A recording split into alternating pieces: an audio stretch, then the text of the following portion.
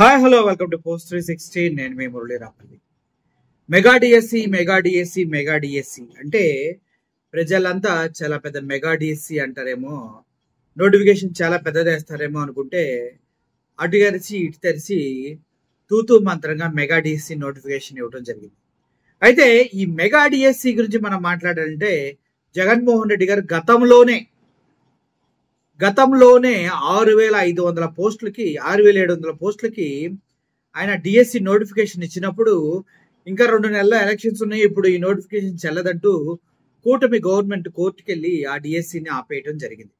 ఆ తర్వాత కూటమి అధికారంలోకి వచ్చిన తర్వాత మెగా డిఎస్సి చేస్తామని చెప్పి 16,400 పోస్టులకి మెగా డిఎస్సి వేస్తా అని చెప్పారు. ఓకే అనుకుంటే ఇప్పటి వరకు మెగా డిఎస్సి నోటిఫికేషన్ ఏమీ లేదు. ఇప్పుడు మాత్రం నోటిఫికేషన్ వేస్తున్నాం అంటూ దాన్ని ఊరిస్తూ పాప నిరుద్యోగులతో ఆడుకుంటున్నారు.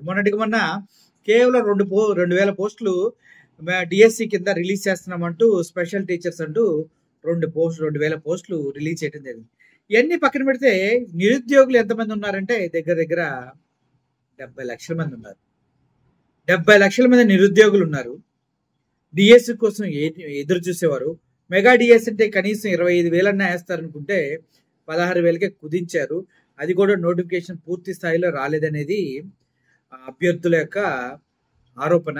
చూద్దాం ఏం జరుగుతుందో. అయితే ఈలోపు మా బుడ్డోడికి జగన్మోహన్ రెడ్డి హయాంలో ఇచ్చిన జాబులు, అప్పుడు పడిన డిఎస్సి గురించి, ఇప్పుడు ఇచ్చిన డిఎస్సి నోటిఫికేషన్ గురించి ఒక క్లారిటీ పూర్తిగా ఉందంటూ మా బుడ్డోడు మెగా డిఎస్సికి సంబంధించి ఒక వీడియో చేయడం జరిగింది.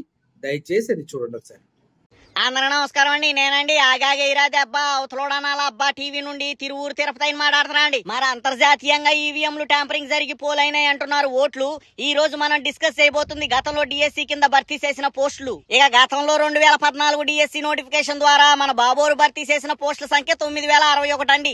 ఇక 2019లో జగన్ గారి ప్రమాణ స్వీకారం జరిగాక ప్రత్యేక డిఎస్సి నోటిఫికేషన్ కింద test come teachers recruitment basis కింద భర్తీ చేసిన పోస్టుల సంఖ్య 602 అండి. ఇక ఎన్నికల ముందు బాబోరు 2018 డిఎస్సి నోటిఫికేషన్ ఇచ్చి భర్తీ చేయకుండా ఆపిన 7,902 పోస్టులకు గాను జగన్ గారు వచ్చాక ఆయన హయాంలో సెప్టెంబర్ 2020లో 3,524 పోస్టులు భర్తీ చేశారండి. తర్వాత రెండో విడత కింద మరికొన్ని పోస్టులు భర్తీ చేశారండి. ఇక గతంలో 2008 డిఎస్సి నోటిఫికేషన్ ద్వారా ఎంపికైన వారికి జూన్ 2021లో దాదాపుగా 1,910 పోస్టుల వరకు జగన్ గారే భర్తీ చేశారండి. ఇక 2022లో స్పెషల్ రిక్రూట్మెంట్ డ్రైవ్ కింద ఫిజికల్లీ డిజేబుల్ కోటా బేసిస్ లో 507 పోస్టుల దాకా భర్తీ చేశారండి. ఇక ఆ తర్వాత పాదయాత్రలో ఇచ్చిన మాట ప్రకారం 1998 డిఎస్సి నోటిఫికేషన్ ద్వారా ఎంపికైన 4,534 మందికి మార్చి 15, 2023లో పోస్టులు భర్తీ చేస్తున్నట్టు ఉత్తర్వులు జారీ చేశారండి.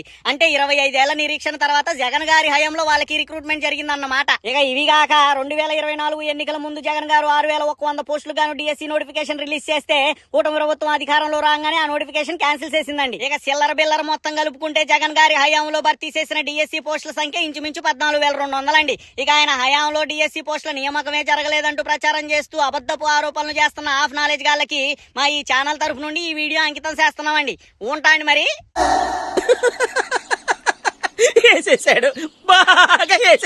చూశారు కదా, గతంలో 25 సంవత్సరాల నిరీక్షణని బద్దలు కొడుతూ జగన్మోహన్ రెడ్డి గారు డిఎస్సి వేసి చాలా మంది నిరుద్యోగుల కన్నీళ్లు తుడిచిన ఉదంతాలు అన్ని ఇన్ని కాదు. చాలా మంది జాబుల కోసం వెయిట్ చేసి ఉన్న వాళ్ళందరికీ వాళ్ళ కన్నీళ్లు తుడిచారు. మళ్ళీ ఇప్పుడు 2024లో వేస్తా అంటే దాన్ని ఆపించేశారు. అయితే ఇప్పుడు 2025లో మెగా డిఎస్సి అంటూ సిద్ధపడుతున్నారు. ఎంతవరకు చేస్తారు ఏంటనేది వేచి చూడాల్సిన అవసరం ఎంతైనా ఉంది. Thank you for watching this video. Murali signing off. Thank you so much.